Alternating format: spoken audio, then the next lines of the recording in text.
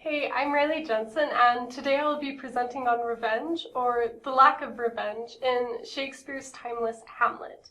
Hamlet famously takes place in Denmark, and while my last name is from there, I've never visited.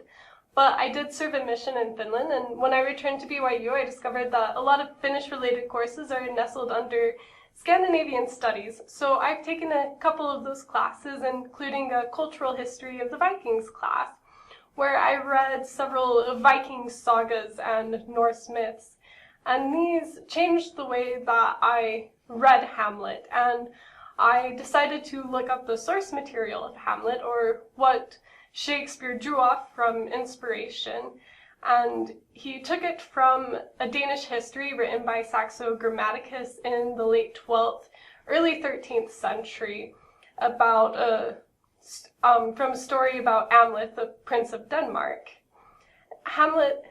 Shakespeare, for the 17th century, did a pretty good job at creating a Danish setting for his play, but the time period's a little bit more fuzzy.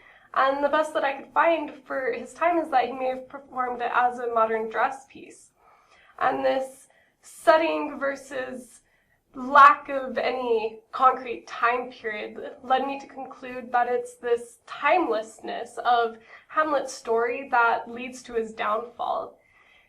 Hamlet's story takes place in Scandinavian prehistory, so the 11th or 12th centuries.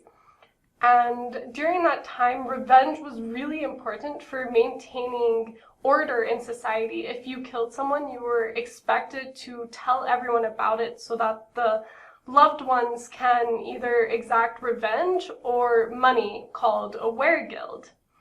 And Hamlet, as the oldest son to the king, was expected by everyone to get revenge for his father. And everyone expected this of him because everyone knew what happened.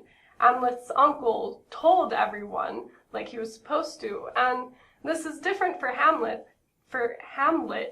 Hamlet's uncle Claudius doesn't know that Hamlet knows that Claudius killed his father.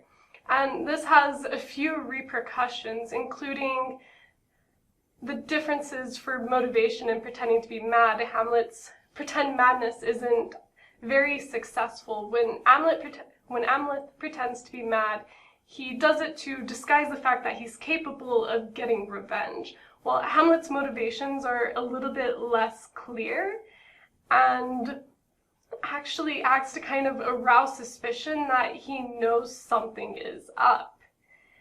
And another difference is Hamlet is a very Christian character, and revenge isn't as compatible with Christianity as it was with some of the early Viking beliefs.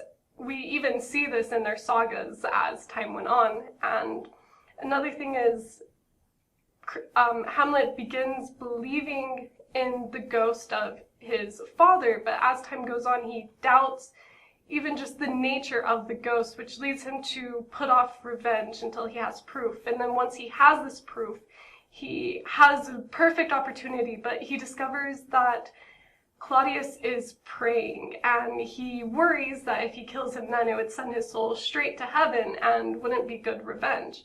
But immediately after this, he accidentally kills Polonius, Laertes' father, instead of Claudius, which brings him into a lot of trouble because Laertes is a little bit more Viking-like of a character and is ready to get revenge.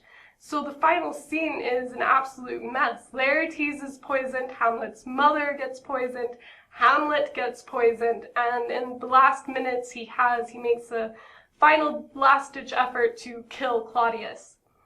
But in this moment that's supposed to be revenge for his father, which has been his purpose throughout the whole play, he never mentions his father. He mentions his mother, who he's had a tenuous relationship with throughout the play, so in some ways, sure, he gets revenge for his mom, but he doesn't fulfill his purpose of avenging his father in the end.